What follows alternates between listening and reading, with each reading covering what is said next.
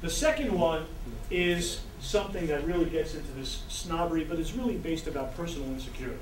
Personal insecurity in knowing that they can get this done.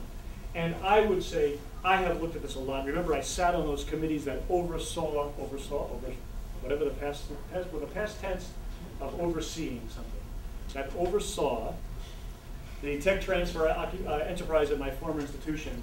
And I will say this. What I saw was the most valuable intellectual property from that institution came out of research labs that were run by the most well-known, world-renowned scholars. I said that wrong. The best, most valuable intellectual property came out of some of the laboratories of the most world-renowned. There was a very strong mapping. It was not one-to-one, it was onto, okay? Very strong mapping of real intellectual talent, great intellectual property. Real intellectual and scientific reputation, valuable intellectual property. The challenge, of course, was there was a huge number of labs of real intellectual talent not producing intellectual property. That was a real problem for the institution. Okay.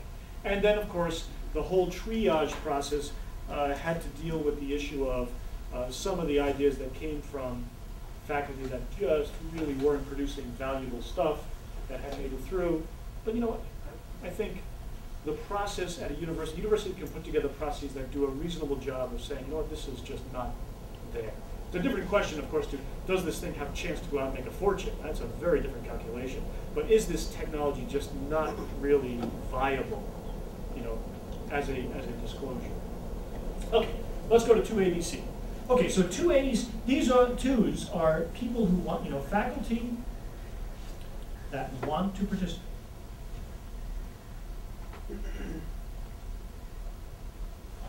Okay, so the 2A's are faculty that don't understand how to engage. And okay, twos, this here is really where the education part of tech transfer at the university has to spend its energy. Because tech transfer can waste a whole lot of time on the ones and the zeros, and they shouldn't. And the problem, of course, is they get suckered by the ones, because they look at that and they say, my God, that person is fabulous. They're doing world-class stuff. I need to convince them. But if they're one of these, you know, you just may waste a whole lot of time doing that. The 2A's, the B's, and the C's are faculty that, A, don't know how to put a disclosure in, okay? They need to get over the hump of how do I actually even define to tech transfer. And part of the problem is most of the barrier there is the faculty members assuming far too much in terms of the requirement. Okay? Far too much in terms of, oh my God, I don't know how to define this. You know, once I read a patent and there was so many whereases and you know, whens and stuff, they don't realize that that was a lawyer that wrote that, okay? Not a faculty member. So those faculty need to get over the hump of how do I get things in. The B's are those that know how to get things in, but really don't understand how to work effectively to articulate a piece of intellectual property as a provisional or, more importantly, a patent application. And the C's are those that understand how to do a one-off patent, but really haven't, you know, and of course, as I go to the A's, the B's, and the C's, it becomes a smaller and smaller problem.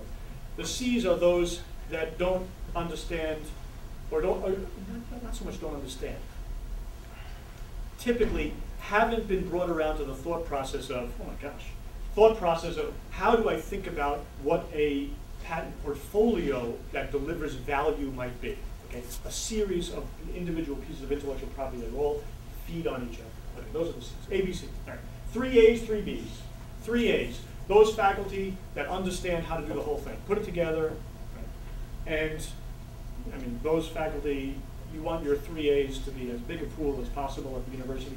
3 B's are those faculty that can do everything the 3 A's can and can lead the company. Okay?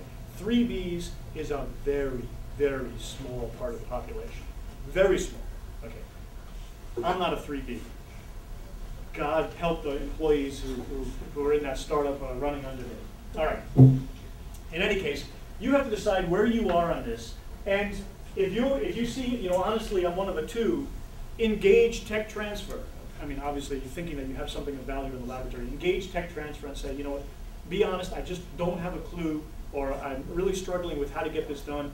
Help me, and you will get the help. I think it's very important to understand, because what it's all about is this, right? You want to do this.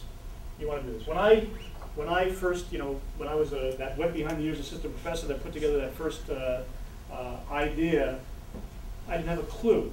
Did not have a clue how to articulate this thing, and I got a fair amount of help. That was great. Okay, so let's talk about. So that's our types of faculty. So let's go back and talk briefly about real options, because I'm actually running out of time. I'm just having too much fun. So just extend my talk for another hour. Yeah, no problem.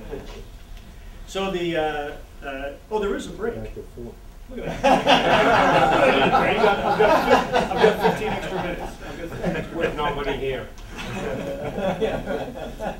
So anyway,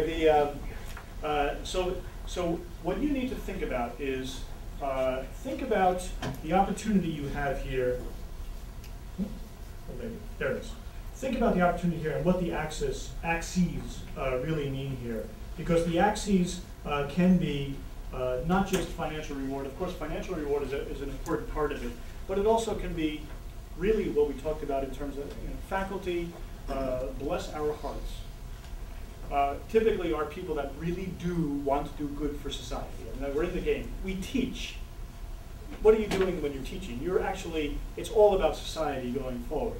You're educating the young to take society on. So this axis here, this engagement, even if something ends up here, which of course a lot of them do, this axis here can be viewed in terms, something ends up here in terms of a financial return. This axis here can be viewed in terms of personal value and personal reward that you receive back in the process. And by the way, using that as a motivation to take a good idea forward is another way to, on the dollar side, get on this curve with a potential upside, right? So it's a great thing.